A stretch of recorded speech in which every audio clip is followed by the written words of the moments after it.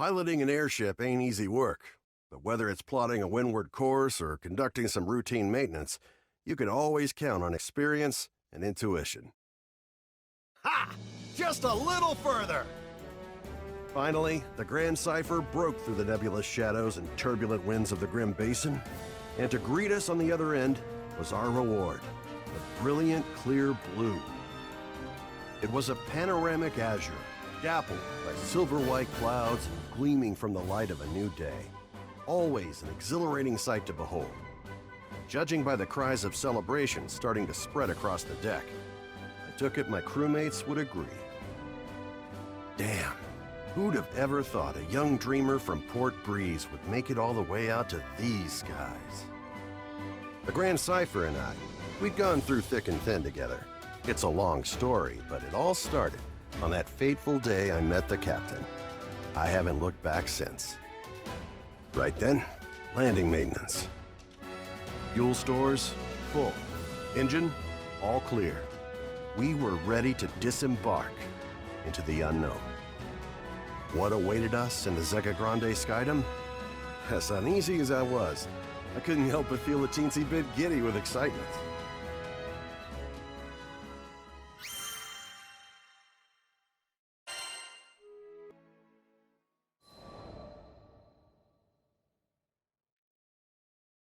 Ah, the Grand Cipher.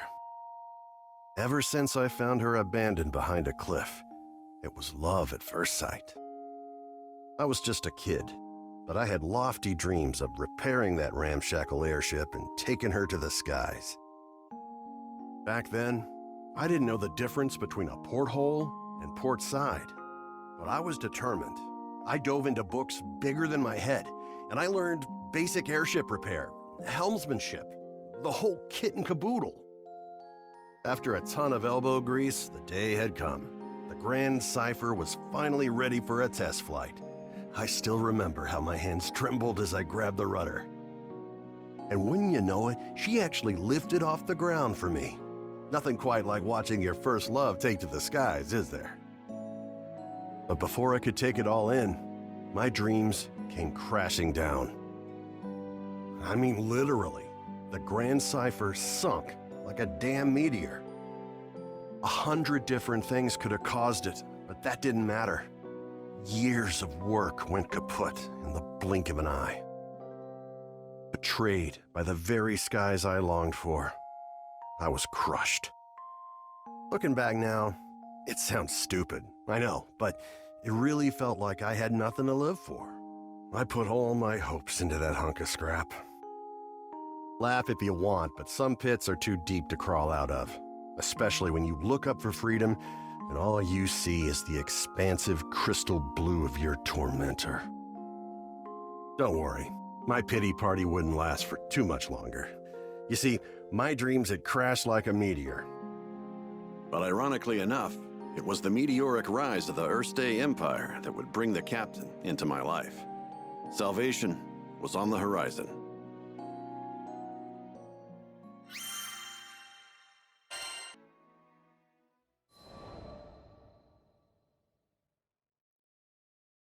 Just as I'd given up on flying, the Erste Empire had arrived in Port Breeze, and they were hell-bent on exploiting our local protector, the primal beast of wind, Tiamat.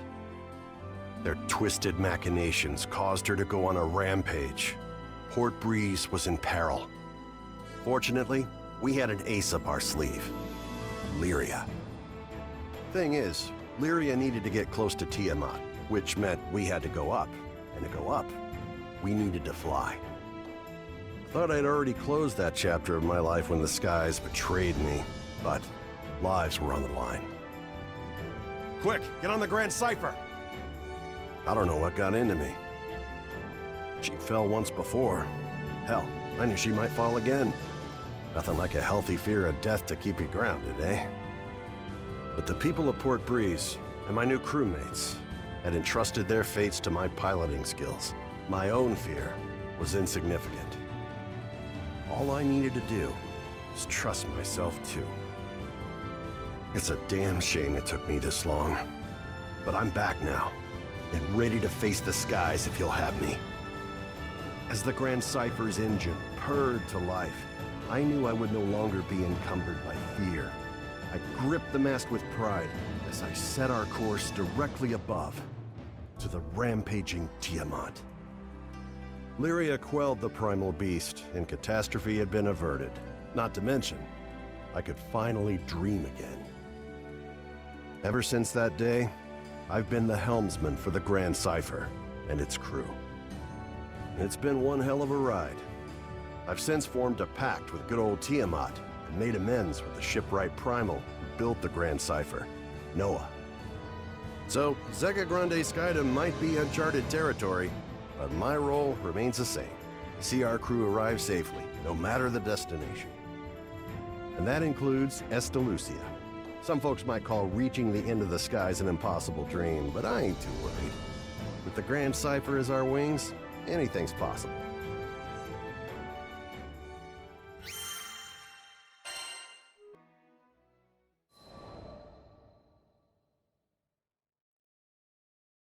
Call it a side effect of being a helmsman, but my ears tend to laser in on any talk of airships. Then again, damn near anybody could have heard this guy shouting. No! No! You can't do this! She's still skyworthy! She can still fly! The distraught man was making a scene outside. 3 seemingly unfazed onlookers surrounded him.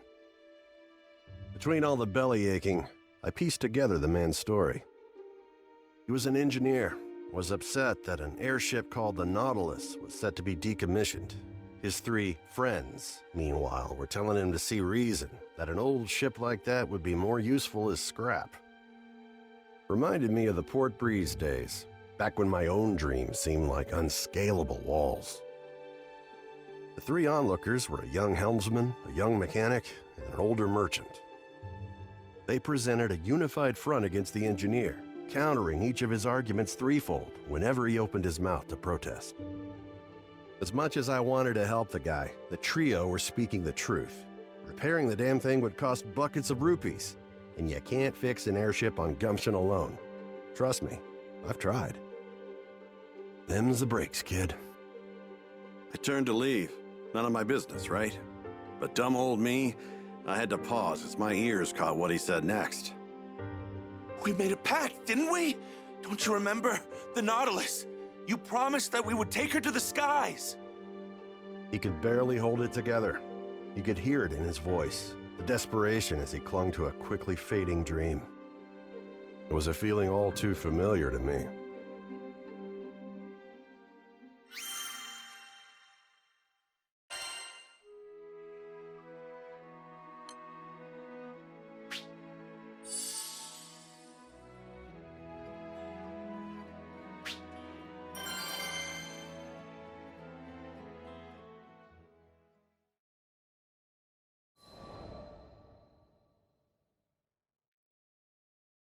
I mean, sure, the Nautilus may be old, but she's got plenty of potential.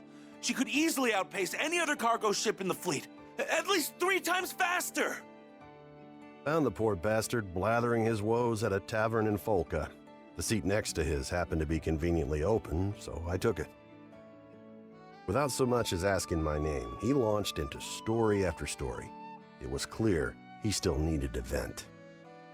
Apparently, he just recently started his career as an engineer, planned on restoring the Nautilus. It would revitalize the local economy, help Folca this, assist Timpil that. He went on and on, but I knew he wasn't going to feel better until he confronted the actual issue at hand. Don't get me wrong, I think it's great you want to help your home like this, but that's not the real reason you're upset, is it? That obvious, huh? I made a promise to my friends. One day we'd fly our beloved Nautilus across the skies together.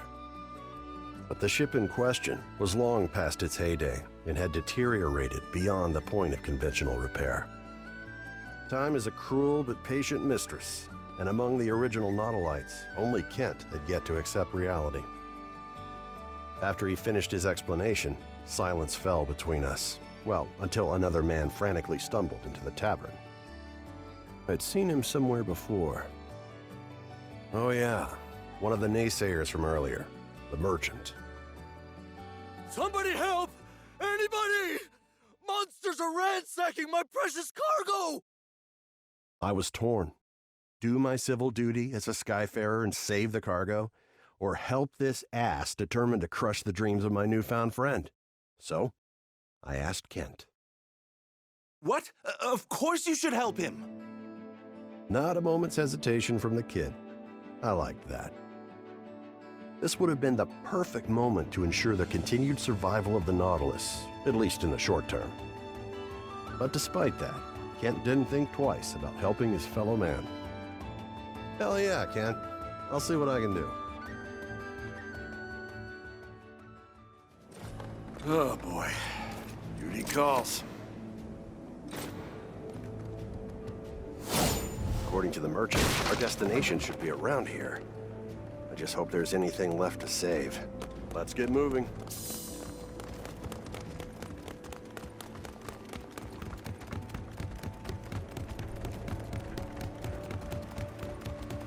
Goblins? What the hell are they doing here?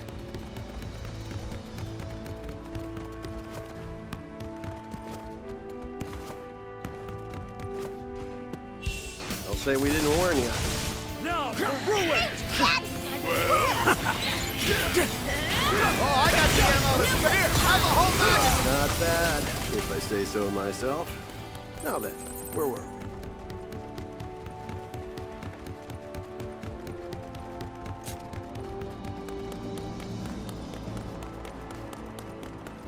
That must be the cargo we're looking for.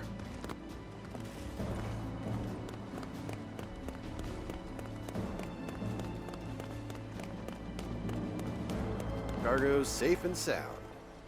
Maybe. Looks like it's been rummaged through. Watch out, Rackham! We've got goblins and vipers on our trail! They'll take more than that to dupe us.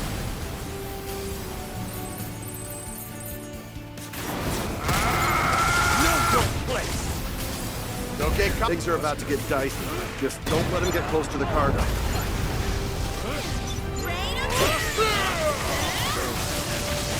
There's still more of them!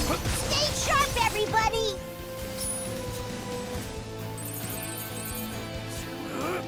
Fire in the hole! Is that all? Here, have the whole magazine!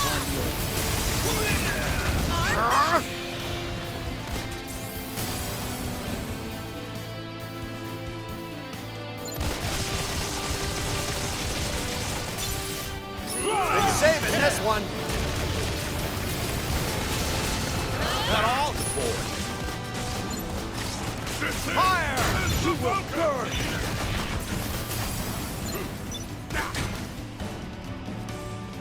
So the big shot finally decided to show up, huh? Well, you're going down like the rest of them.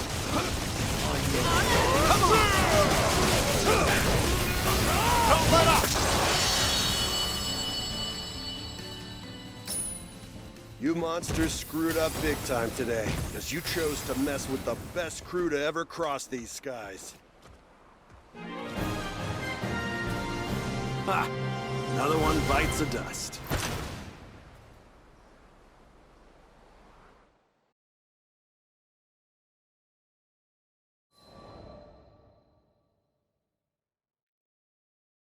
Oh, you're a lifesaver. How could I ever thank you? You want to thank someone? Thank him. I gestured toward Kent. The man's face filled with shame as the irony dawned on him. So it was you, huh? Hey, listen. I'm sorry about earlier. I could have heard you out. After the merchant left, I wanted to focus on the next goal at hand. Putting some wind back in the Nautilus's sails. So I proceeded to do some intelligent and, dare I say, brilliant thinking on the topic when Kent asked what I was talking about. Whoops, must have been thinking out loud again. You just wait and see.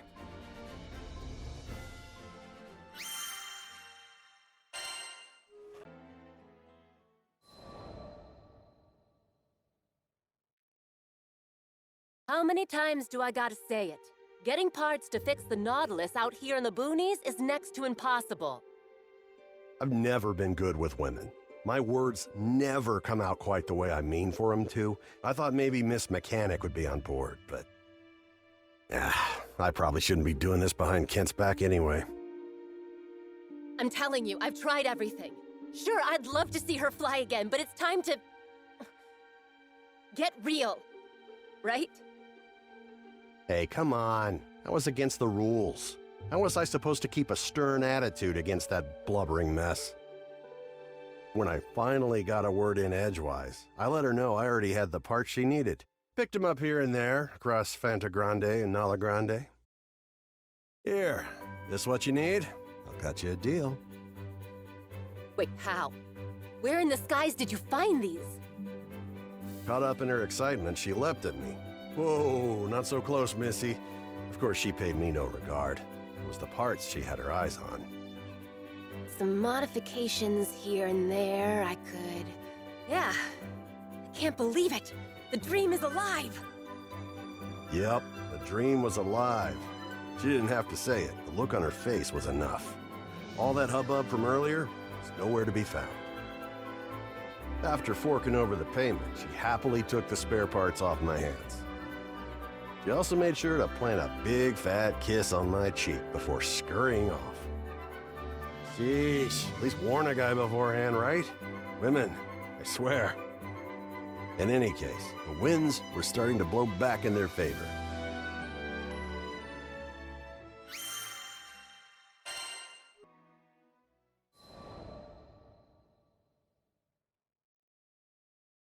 Rackham, there you are. I've got huge news. Listen to this. It was clear from Kent's smile that the repairs on the Nautilus were going smoothly, thanks to a mechanic friend of his. Well, ain't that something? I'd be lying if I said I wasn't impressed. Those parts weren't the easiest to work with. Not bad, Miss Mechanic. Rackham, sir? My friend told me she got the parts from a traveling skyfarer. Had 3-day-old scruff and a little swagger to him. You wouldn't know anything about that, would you? Huh. Well, I keep my scruff in an elegant chin strap. Thank you very much. Not sure I sounded very convincing, trying to play off his answer, but I'm a helmsman, not an actor. Huh. But just another performance or two, and the Nautilus would be skybound once more.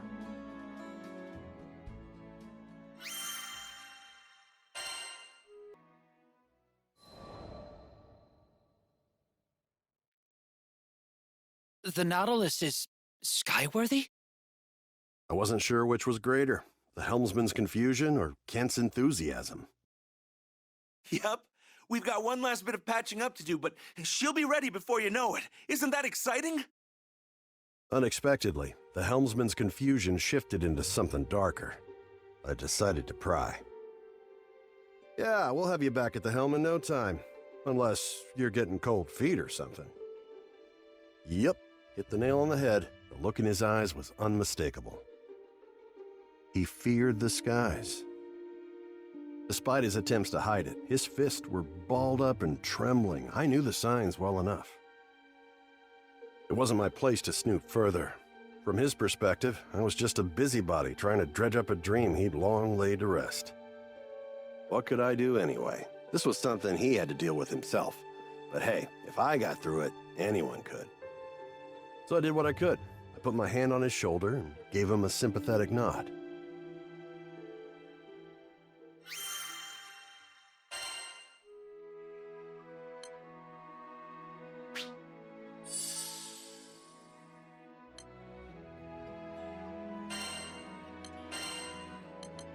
Pow! They'll never see me coming. Kept me waiting long enough. Ready.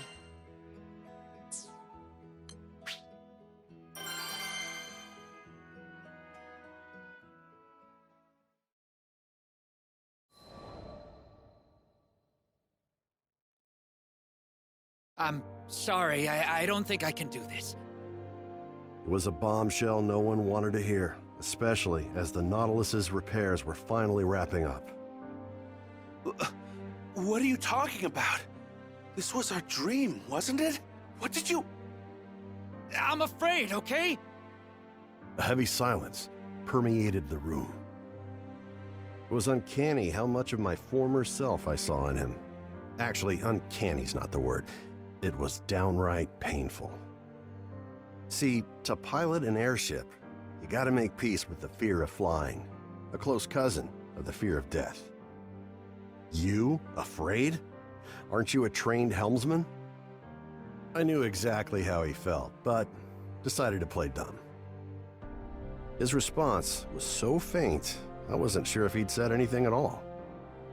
Turns out, he made a bad call during a practice flight and crashed his vessel. Barely escaped with his life. I don't want this dream to die, but my arms shake whenever I think of taking the wheel again. Poor kid, he hadn't figured it out yet, but I knew how to teach him. Real shame the Nautilus won't have a helmsman. Maybe I should take over, till you're feeling up to it.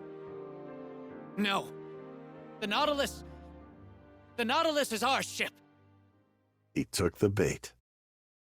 Fair enough. Then come with me for a ride on the Grand Cipher. If you've got the grit for it, I mean. It was a risky gamble, but I had a feeling Lady Luck was on my side that day. Well, another day, another dime. Incredible.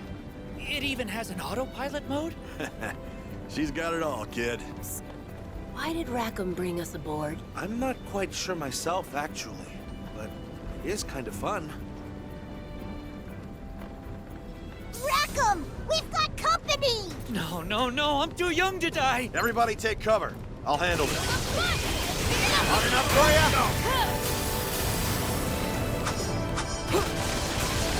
Heads up, people. I've got them. Like that. Go time. Is that all?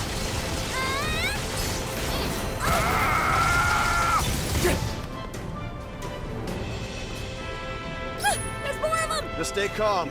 I won't let you get in harm's way. I promise.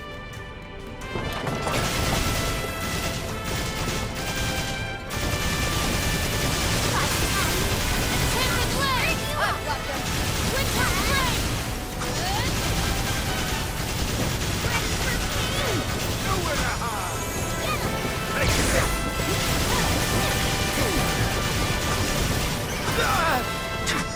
Rain hell on 'em.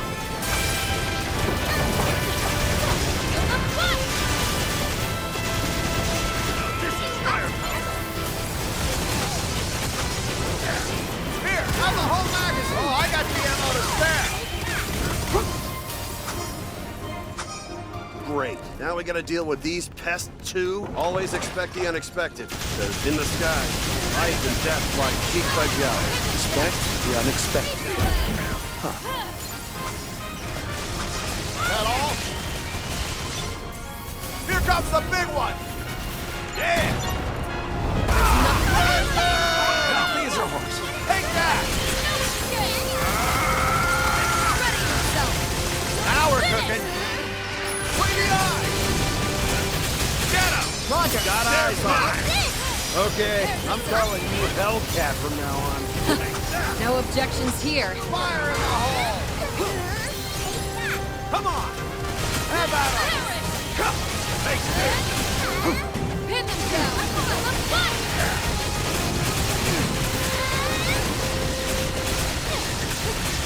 Now's our chance. Got happy Take him in. Excellent shot, Rackham. You weren't half bad yourself. Get him, Harry. I can't believe he took down those wyverns. Skyfarers are a whole different breed, huh?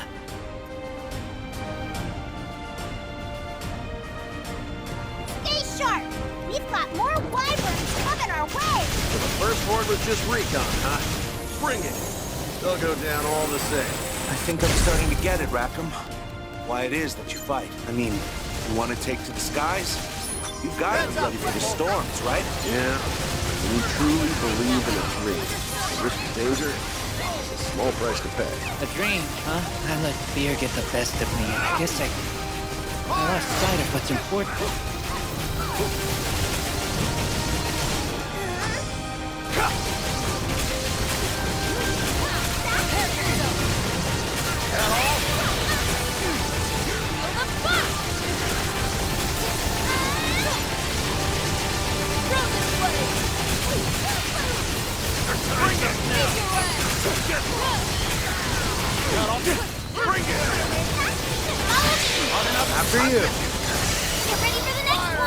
Gotcha! Roger Dodger.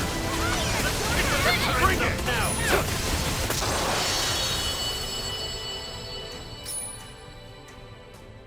All right, that's the last of them. Now then, take a good look around you. Tell me that ain't a sky worth putting your life on the line for. Yeah, it's really something, huh? I never knew it could be this beautiful. Ha! No need to thank me.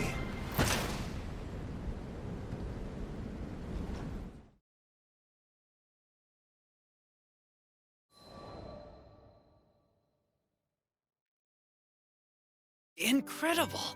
The skies are so vast! Wow. So that's what the town looks like from up high. What a relief.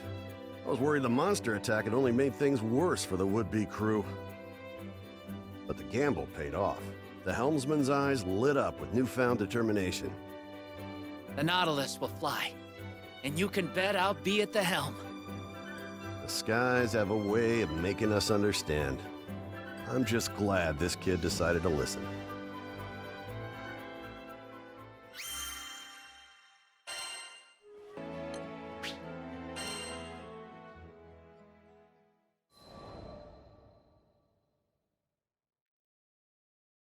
Clear blue skies, gentle breeze. It was perfect conditions for the Nautilus's maiden voyage. As the helmsman gripped the wheel, I knew he was no longer shackled by fear. Kent, mechanic, the merchant, even Lyria, Vern, and some of our other crewmates. Actually, damn near the whole town showed up to witness the rebirth of an old friend. As the propellers began to churn, a metallic sputter sounded from somewhere below deck. It was a symphony of gears I'd heard time and time again. That mechanic, she'd done it. After a brief checkup, they started the countdown. Tension was palpable. Come on, Nautilus. All eyes were on the airship. No one dared to breathe. A wind whipped up around the Nautilus, and there it was. Liftoff. And once again, she sailed into those skies so blue.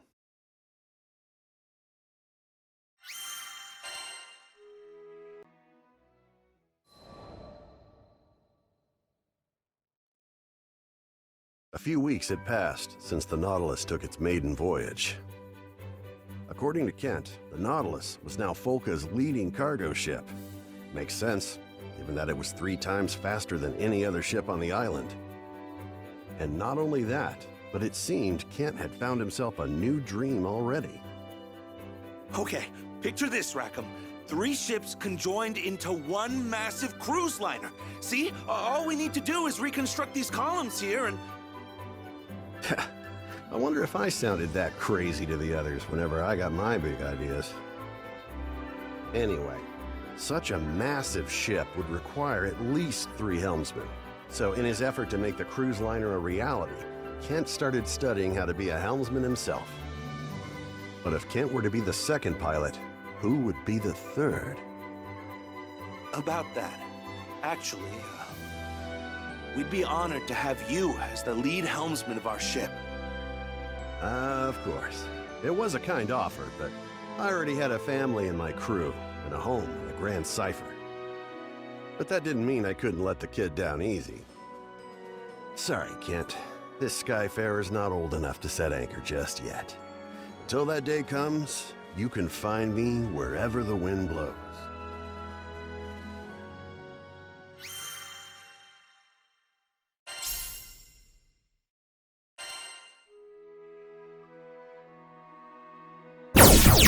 What?